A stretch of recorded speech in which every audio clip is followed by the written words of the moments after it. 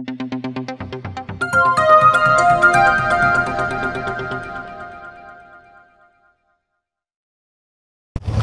నియోజకవర్గం ఇండిపెండెంట్ అభ్యర్థి భాస్కర్ మనతో ఉన్నారు. భాస్కర్ గారితో మాట్లాడదాం. అన్న నమస్తే.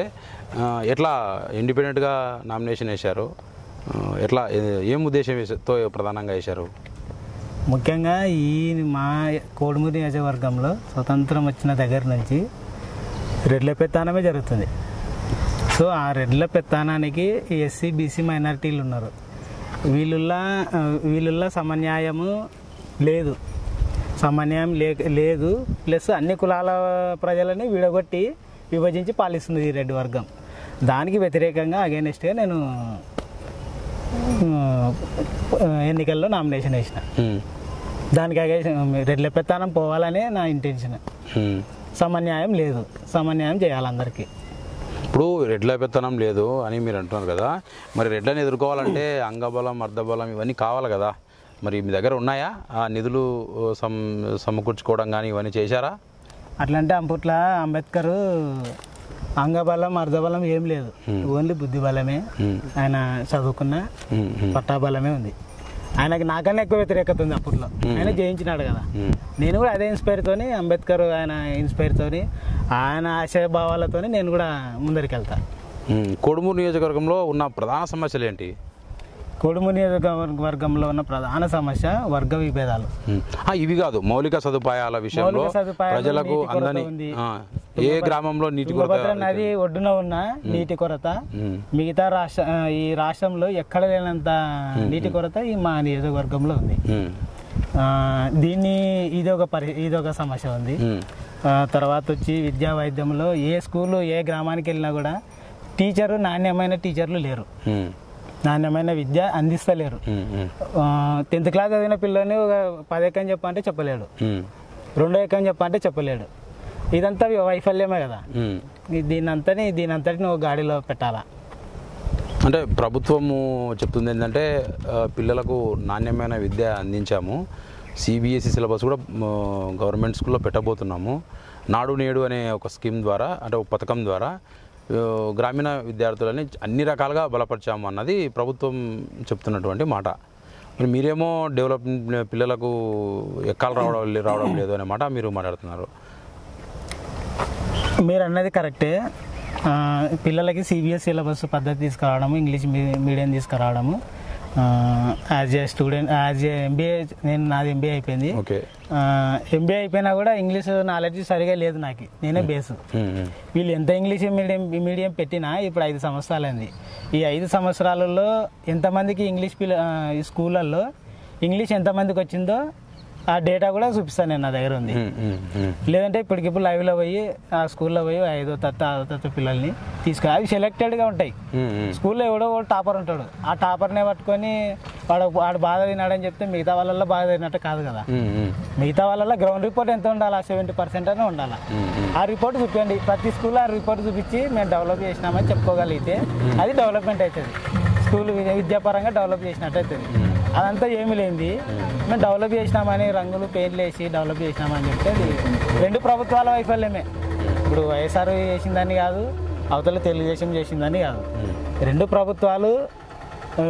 ఈ నియోజకవర్గం ఎస్సీ అయినా కూడా ఎస్సీలకి సంబంధించిన వారికి పెత్తానం కాకుండా అగ్రకులాల వారికి పెత్తానం ఇవ్వడం వల్ల వాళ్ళు ఏం చేస్తున్నారంటే ఈ చిన్న స్కూళ్ళని, గవర్నమెంట్ స్కూళ్ళని, గవర్నమెంట్ హాస్పిటల్ అని పట్టించుకోవడంలే, దీనిలో నెగ్లిజెన్సే చేస్తున్నారు. దీనిలో నెగ్లిజెన్స్ పరంగానే కార్పొరేట్ కంపెనీలు, కార్పొరేట్ హాస్పిటళ్ళు హై అయిపోయినాయి. హైదరాబాద్ తర్వాత కార్పొరేట్ హాస్పిటళ్ళు మన కర్నూలులోనే ఎక్కువ ఉండేది. దానికంతా కారణం ఏంది? ప్రాజెక్ట్ కట్టిస్తున్నారు.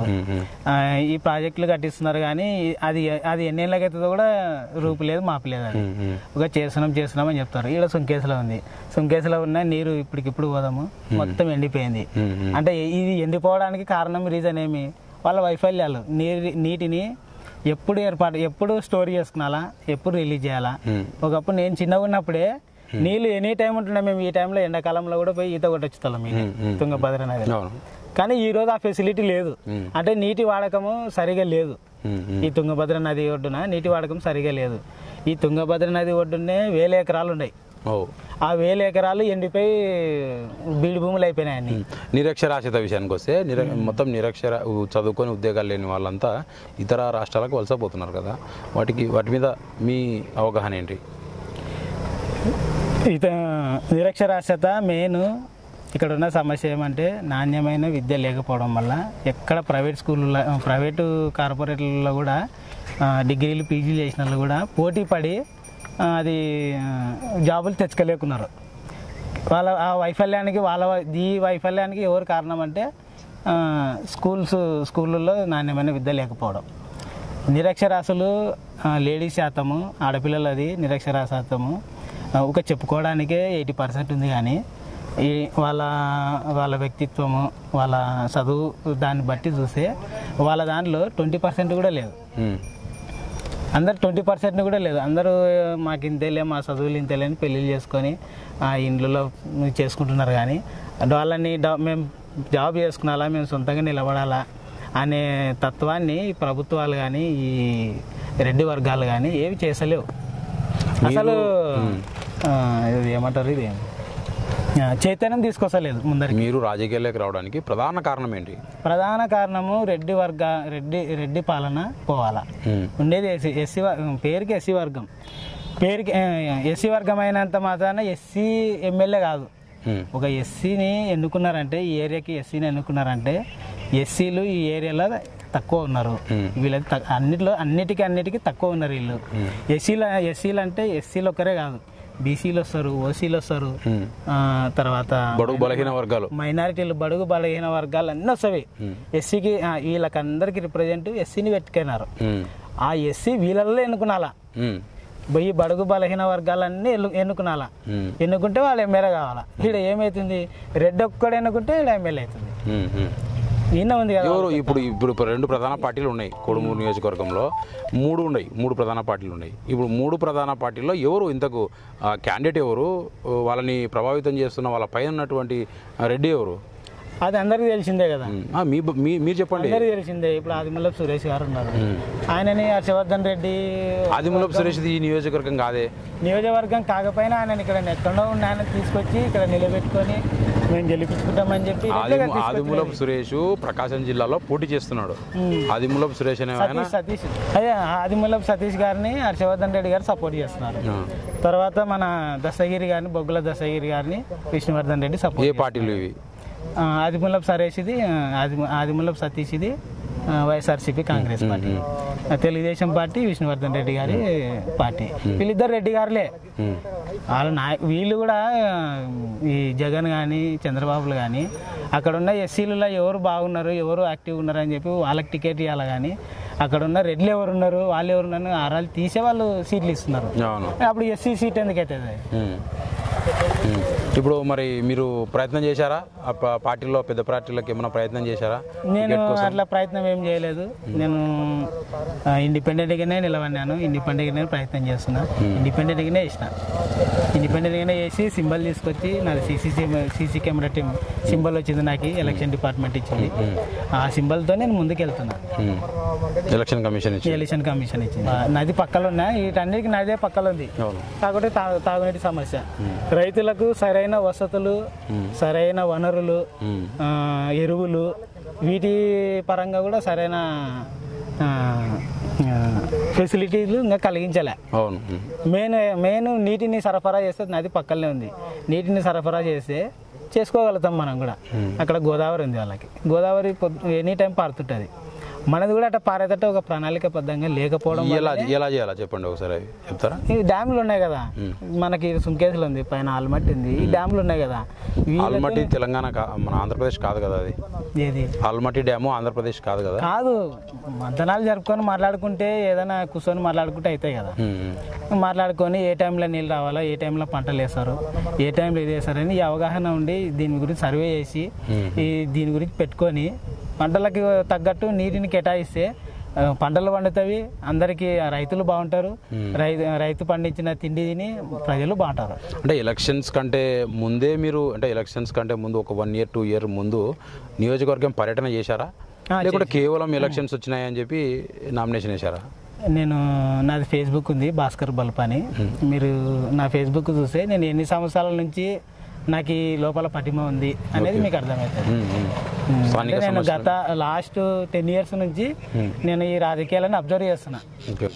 అప్పటి నుంచి అబ్జర్వ్ చేసుకుంటా నేనంటూ ప్రజలకు ఏదో ఒకటి చేయాలనే ఉద్దేశంతో ఇట్లా నామినేషన్ వేయడం జరిగింది. మీ స్టడీ క్వాలిఫికేషన్ ఏంటి? MBA కంప్లీట్ అయిపోయింది. MBA ఉస్మానియా యూనివర్సిటీలో చేసినాను. డిగ్రీ ఇక్కడే మన SK యూనివర్సిటీలో చేసిన. సరే, నియోజకవర్గంలో ప్రజలకు మీరిచ్చే ప్రధాన పిలుపు ఏంటి? మీ ఓటర్లకు మీరు ఏం చెప్పదలుచుకుంటున్నారు? ఓటర్లకి రెడ్డి, SC BC మైనారిటీ వర్గాల వాళ్ళకి, షెడ్యూల్ కులాలకి నేను చెప్పే విజ్ఞప్తి ఏమనగా రెడ్డి పాలన పోవాలా. ఎస్సీ ఎమ్మెల్యే, ఎస్సీ నియోజకవర్గం ఎమ్మెల్యే ఎస్సీకి అనంటే ఒక ఎస్సీ మాదిగానే కాదు, ఆడ ఎస్సీ ఎమ్మెల్యేనే ఒక్కడే కాదు. ఆ ఎస్సీ అంటే అందరు వస్తారు, బీసీలు, ఓసీలు, మైనారిటీలు, వీళ్ళందరూ రిప్రజెంటేటివ్ చేసే ఆయన ఎస్సీ క్యాండిడేట్ అవుతాడు. ఈడ ఏం జరుగుతుందంటే వీళ్ళందరిని పక్కన పెట్టి రెడ్డి ఒక్కడు సెలెక్ట్ చేస్తున్నాడు. అది రెడ్డి పాత్రనే అవుతుంది, రెడ్డి ఎమ్మెల్యేనే అవుతాడు. అది పోవాలంటే నాది పోవాలంటే అది పోవాలనే ఇంటెన్షన్తోనే నేను నామినేషన్ వేసినాను. సీసీటీవీ కెమెరా గుర్తొచ్చింది.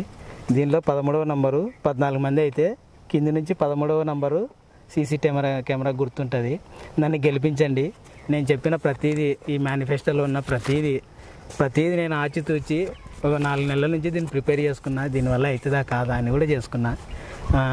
వీటన్నిటిని ఇంప్లిమెంట్ చేసే బాధ్యత నేను సంపూర్ణంగా తీసుకుంటానని కోడుమూరు నియోజకవర్గ ప్రజలందరికీ మనస్ఫూర్తిగా వేడుకుంటున్నాను.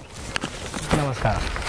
ఇది కోడుమూరు నియోజకవర్గం ఇండిపెండెంట్ అభ్యర్థి భాస్కర్ చెప్తున్నటువంటి విషయం. వచ్చే ఎన్నికల్లో ఖచ్చితంగా మాకు ఓటేస్తే మంచి పరిపాలన అందిస్తాను, నియోజకవర్గంలో ఉన్న ప్రధాన సమస్యలు పరిష్కార దిశగా అడుగులు ముందుకేస్తాను అన్నది భాస్కర్ చెప్తున్నాడు. ప్రధానంగా తొలి కబురు న్యూస్ ఛానల్ కూడా ఇలాంటి కొత్త వ్యక్తులని, యువతరాన్ని ముందుకు తీసుకెళ్లాలన్న సంకల్పంతోనే ఇటువంటి చిన్న నాయకులతో కూడా ఇంటర్వ్యూలు కండక్ట్ చేయడానికి సిద్ధమైంది.